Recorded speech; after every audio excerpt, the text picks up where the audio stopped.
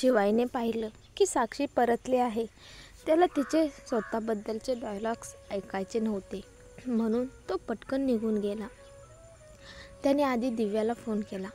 काव्या परतली ना? ती सुरक्षित आहे ना? दिव्याने चिडून विचारलं. तुला काय एवढं विचारायचंय? मी नाही विचारत. रुद्रला तिची खूप काळजी आहे.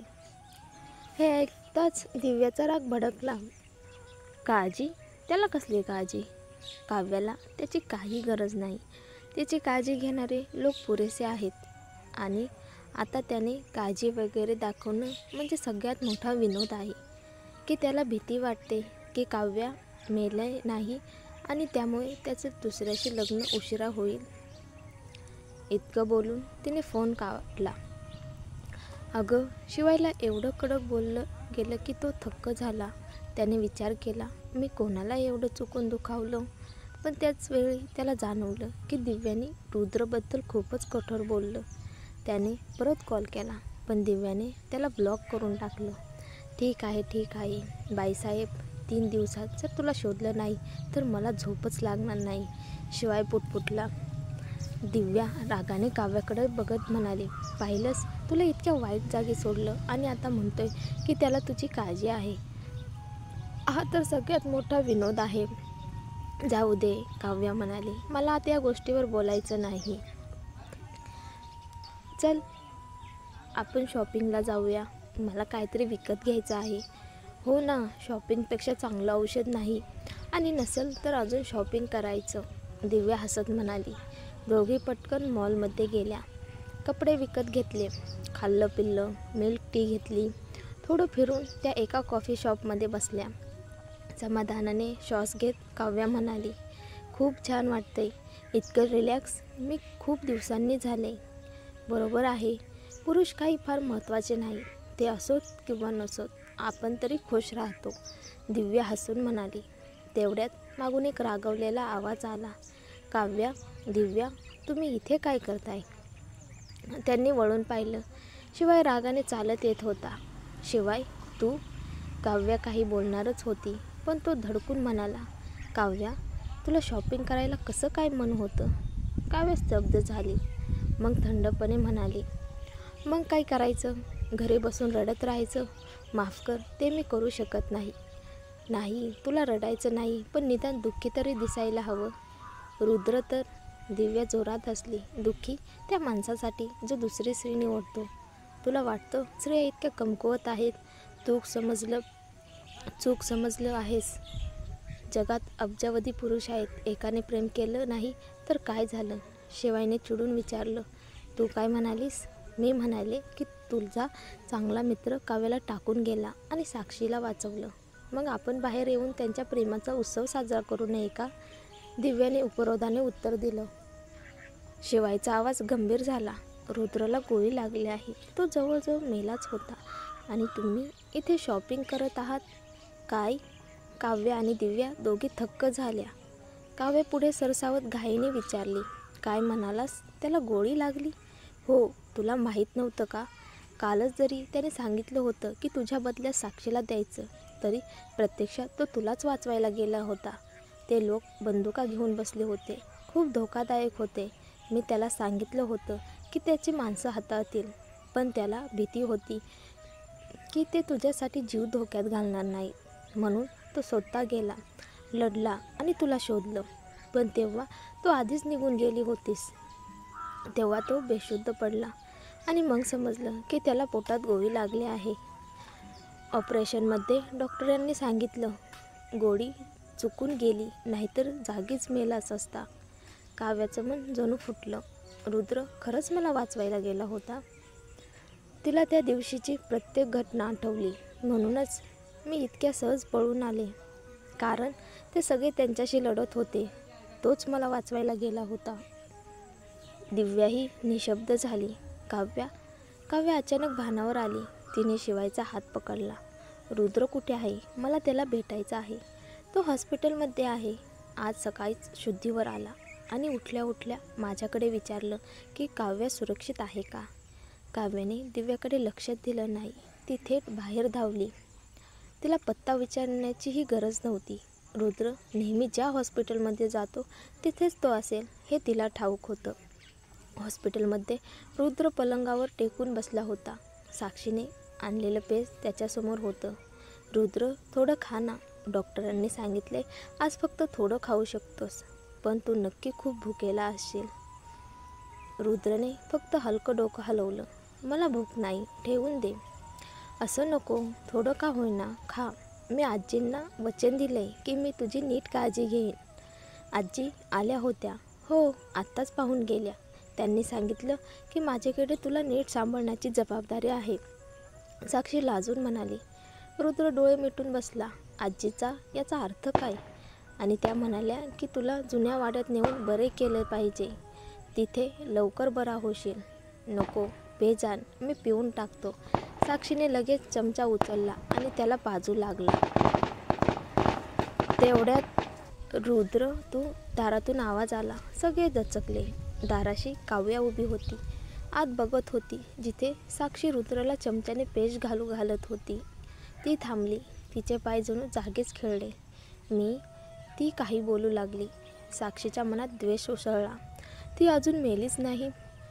मला वाटलं होतं त्या लोकांनी तिचा नक्कीच खात्मा केला असेल. रुद्रने काव्याकडे बघितलं. तू इकडे का आलीस? तू ठीक आहेस ना? काव्याने ओठ चावले. त्याचा थकलेला चेहरा, गालावर आलेली दाढी, पांढऱ्या गाऊन खाली दिसणारे जखमेचे पट्टे, हे सगळं तिला भोसकल्यासारखं जाणवलं. तिच्या मुठी घट्ट झाल्या. रुद्र, खूप दुखते का? रुद्र काव्याच्या अचानक झालेल्या उद्गाराने दचकलाच. काय झालं काव्या? काव्या भानावर आली आणि तिला जाणवलं की तिने आपलं काहीच मनोगत नकळत बोलून टाकलं होतं. मला ऐकायला आलं की तुला गोळी लागली होती. मला आधी माहीतच नव्हतं. आत्ताच शिवायने सांगितलं.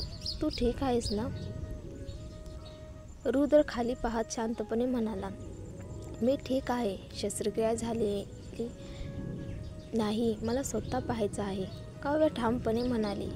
तेवढ्यात साक्षी लगेच पुढे आली आणि रुद्रचा मार्ग अडवून काव्याकडे रागाने पाहत म्हणाली. काव्या, काय करतेस? काव्याला जाणवलं की ती जरा जास्त पुढे गेली आहे. ती आवाज मवाळ करून म्हणाली. साक्षी, रुद्राला फक्त विश्रांती हवी आहे. मी फक्त त्याची तब्येत बघायला आले. साक्षी तिरसटपणे म्हणाली. तू डॉक्टर आहेस का? तुला काय माहिती? काव्या गप्प झाली. तिच्याकडे थोडं ज्ञान होतं, पण ती डॉक्टर नव्हती हे खरंच होतं. तेव्हा रुद्रनेच मागून आवाज दिला. ठीक आहे साक्षी, ती थोडं विश्रांती घेऊन ये. काय? साक्षी अचंबित झाली. माझ्या आजींनी मला तुझी काळजी घ्यायला सांगितले आणि तू मला जायला सांगतोयस? रुद्रने सुस्कारा सोडला. तूही खूप ताणातून गेलीस. जा, थोडा आराम कर. काव्याला राहू दे. साक्षीने ओठ चावले. त्याला काव्या आणि रुद्रला एकटं सोडायचं नव्हतं. पण रुद्र पुढं म्हणाला. शिवाय, मला तिच्याशी काही बोलायचं आहे. मनाविरुद्ध साक्षीने मान डोलावली. ठीक आहे, काही लागलं तर मला हाक मार, मी जवळच आहे. निघताना ती काव्याकडे रोखून बघत म्हणाली. रुद्रची जखम अजून भरली नाहीये. जर तू त्याला जास्त हलवलंस तर रक्त परत येईल. कृपया जखमेवर हात लावू नकोस. काव्या मनात म्हणाली. हे मला सांगायची गरज होती का? साक्षी बाहेर गेल्यावर काव्याने रुद्रच्या नाडी तपासल्या. तुझं शरीर खूप कमजोर झाले, रक्त खूप गमावलं का? शिवाय म्हणाला की तुला बराच वेळ कळलंच नव्हतं की तुला गोळी लागली. एवढा निष्काळजी कसा झालास? रुद्रच्या डोळ्यात एक हलकी झलक चमकली. झालं आता, तू आणि साक्षी एकत्र कशी पकडली गेलीस? काव्याला काही आठवलं. ते फक्त वाईट नशीब होतं.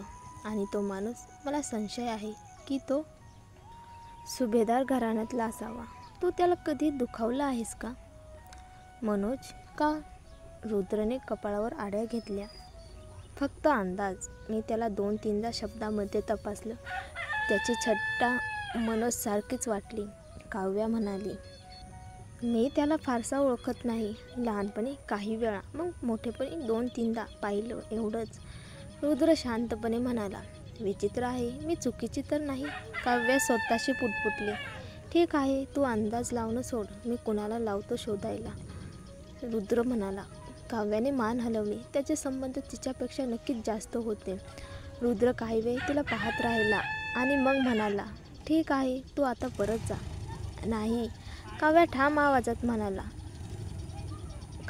आवाजात म्हणाली, तुझी ही अवस्था माझ्यामुळे आहे. मीच तुझी काळजी घेणार. मला तुझी जखम बघू दे. असं म्हणत तिने त्याचा शर्ट उचलायचा प्रयत्न केला. रुद्रने तिला थोडं दूर केलं.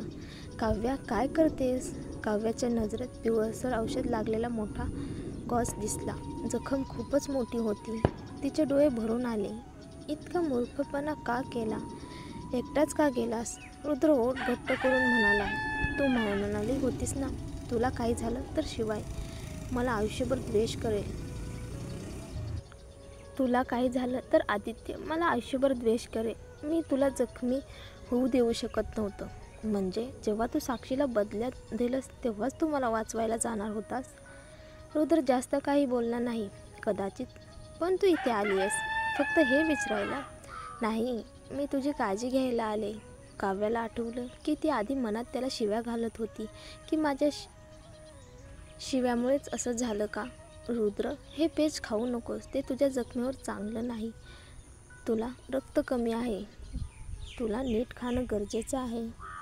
आणि ही पट्टी पण नीट नाही. मला ती परत बांधू दे. रुद्रने भुवया उंचावत तिला थांबवलं. डॉक्टरांनीच बांधली. तुला काय माहिती? काव्या म्हणाली, मला खूप माहिती आहे. मी परदेशात असताना एका आयुर्वेदाचार्याकडून शिकले. माझ्या गुरूंच्या आजारपणात मी त्यांची सेवा केली होती. माझ्या हातात चांगला अनुभव आहे. गुरु कुठल्या? रुद्रने विचारलं. सुई चिकित्सा, औषधोपचार तू स्वतः अनुभवले ना? कृपया विश्वास ठेव, काव्या म्हणाली. रुद्र उपरोधाने म्हणाला, आणि जेव्हा साक्षीला कपडे धुण्यास लावले तेव्हा कुठं होतं तुझं हे ज्ञान? तो विषय पुन्हा उकरला गेला.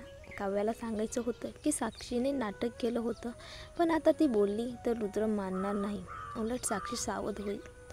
माझा कधीही तिचं नुकसान करायचा हेतू नव्हता. विश्वास ठेवायचा की नाही तुझ्यावर आहे. नेहमीच तेच. काही झालं तरी तुझी चूक नाही, बरोबर? तसं नाही, काव्या म्हणाली. तेवढ्यात बाहेरून आवाज आला. काव्या, काव्या परत आले. बाजूला हो, मला पाहू दे. आजी दम लावून आत आल्या. त्यांनी काव्याला रुद्रच्या पलंगा शेजारी पाहिलं आणि थबकल्या. खरंच तीच आहे. आजीचा चेहरा अचानक कठोर झाला. त्या रागाने काव्याकडे बोट दाखवत म्हणाल्या, इथे काय करतेस? आजी, काव्या थरथरत्या आवाजात म्हणाली. मला आजी म्हणू नकोस. तू कोण माझी? काव्याचं मन खोलवर हादरलं. भूतकाळ कधीच परत येणार नाही. मॅडम, मी इथे रुद्रची काळजी घ्यायला आले. मी सुई चिकित्सा शिकली आहे. तो पूर्ण बरा होईपर्यंत मी त्याचा सांभाळ करणार आहे.